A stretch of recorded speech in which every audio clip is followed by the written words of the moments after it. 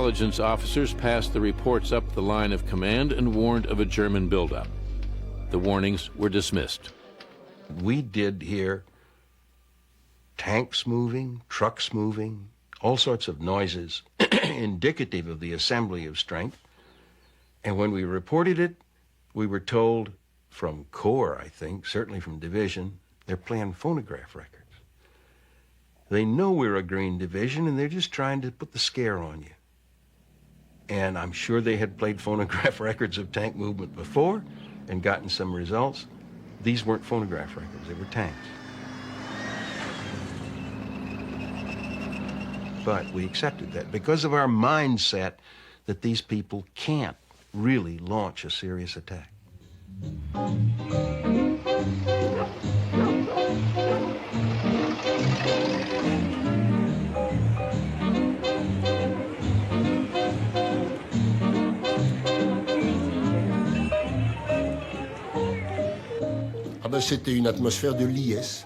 It was an atmosphere of jubilation.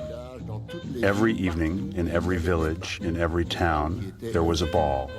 Dances that were organized by the local population or by the Americans themselves. The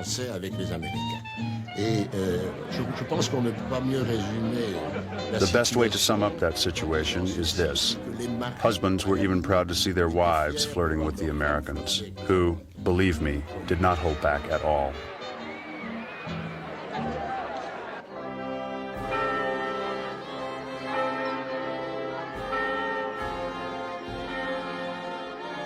The word went round. The Americans are collecting all their rations to give a party for the children on December 6th, St. Nicholas Day.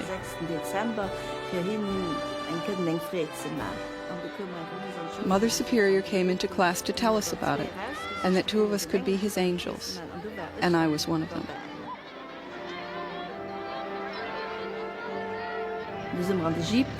We were put into a jeep and driven through the whole town. When we were ready to go home, St. Nicholas took each one of us angels in his lap and gave us a kiss.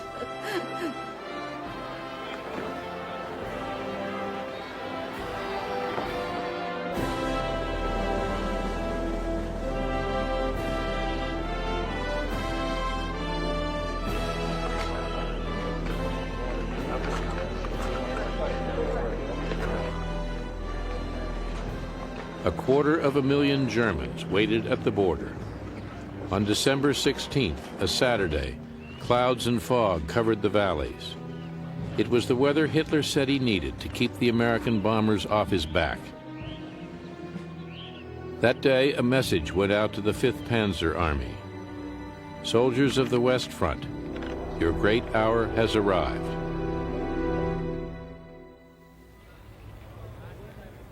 I was the Division's Special Troops Dental Officer, and I was stationed about 10 miles from the front in Wiltz, Luxembourg. And Sergeant Paul Gifford was late, and I sort of was a wise guy, and I told him he's late. He said, well, Captain, I'm sorry, but I lost my tank. And I said, oh, boy, they were expensive as hell. You better go get that tank if you lost. He said, well, the Germans took it. I said, well, now you better go back and get that tank. I mean, you can't go losing a tank to the Germans. It's bad business. So I got the usual laughter, and I said, what happened to Colonel so-and-so? He's going to give it to you. He said, he lost his artillery piece. I said, what's happening? He said, the Germans are pushing.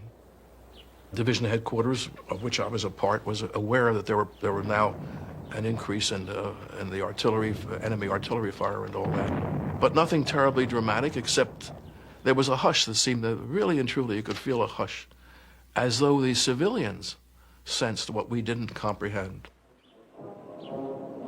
We were going to Edelbrook to play for the troops, and we began to see all these soldiers that they brought in there, GIs that were all banged up and wounded.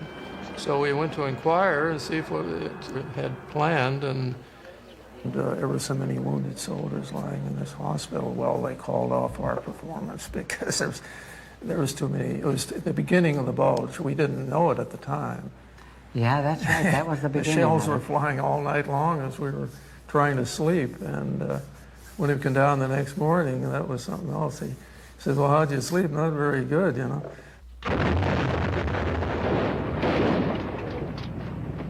I went to bed, and the next morning at 6 o'clock, one of my messengers came over to wake me, and he said, everything's popping loose. And I said, I told this man, to go on and leave me alone. I said, and then at that time, I heard the screaming Mimis start coming in, the artillery and all types of artillery.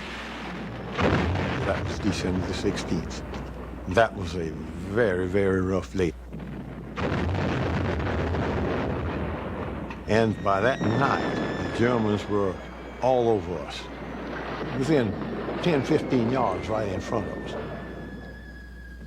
If you could see a bunch of wild cattle running wild, that's what it reminded you of. I believe they were doped. I believe that the German soldiers were doped to a certain extent, because they were acting as if, I don't care if I get killed or not. They were like wild men. That's the best I could describe it of that first night. I thought that my division had been hit by what we'd been taught in the fancy language of military academies and books as a spoiling attack. And that it just amounted to getting our act together and we'd throw them out. I certainly never believed that we'd been hit by a force that was really going to tear us up. Never.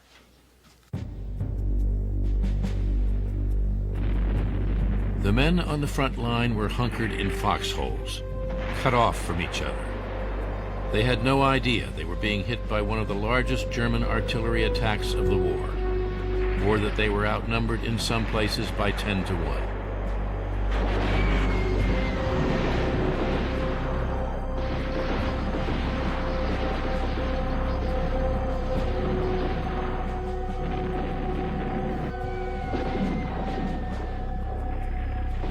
We lost many men that first day. An infantry company was approximately 200 men. A company was 21 men after the first day. C company could account for 59 men. And in my company, I only lost 28 men the first day. Every company commander was missing the first day except my company's commander. It's really hard to believe, but it happened.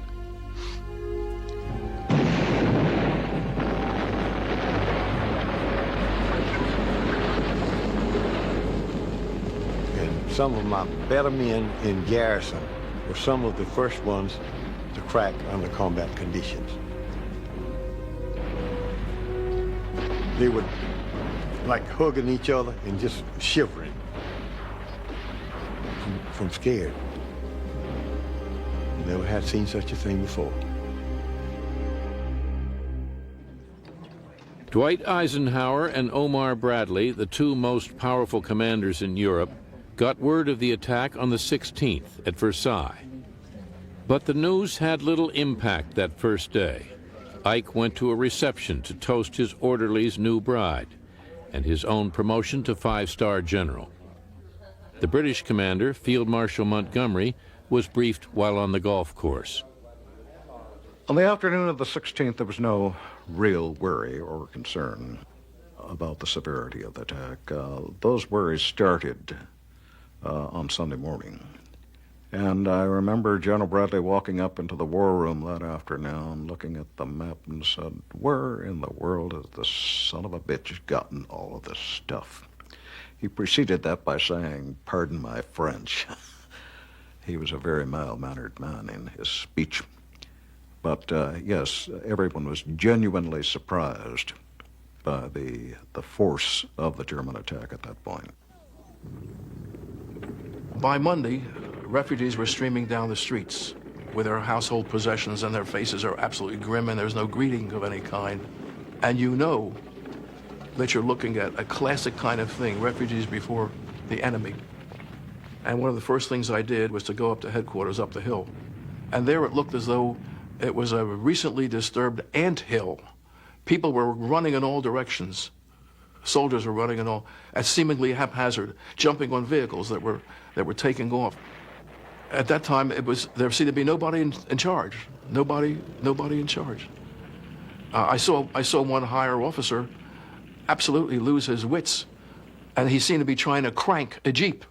There haven't been cranks on cars for a long time.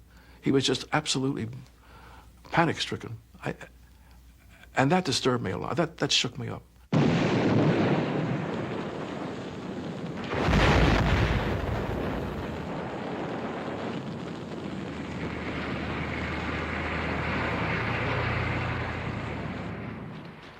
It was not an orderly retreat. We were just doing what we thought was best at that particular time.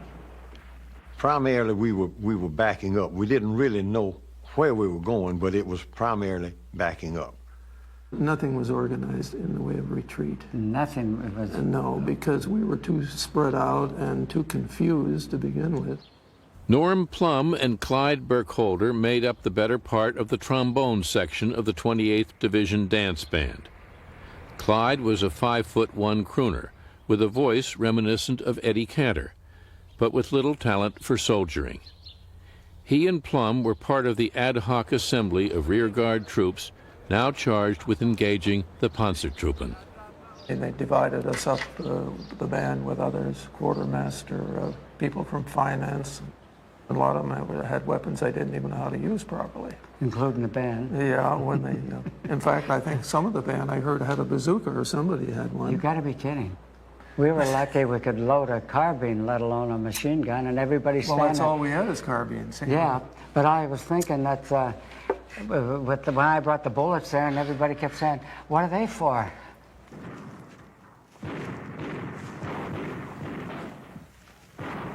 Well, starting at noon, we went to hell in a handbasket. As soon as we got into the woods, we ran into Germans. And as we pushed forward, we ran into more and more Germans until by the time we got to the road that we were supposed to cut and go across, we were just backed up. It was a heavy firefight. There was a lot of fire. My platoon was just melting away. I went back and found the company first sergeant, who said, there's an order for us to pull out, come back. And in the dusk, I saw a man, and I yelled at him to, I'm sure fairly obscenely, to get his act out of there, that we were leaving, and he wasn't mine, he was a German, and he shot me.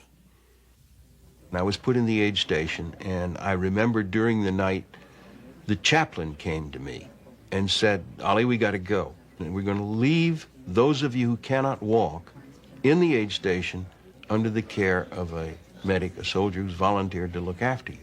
And it dawned on me then that things had gotten serious, that you don't abandon, you don't leave your wounded, you get them out.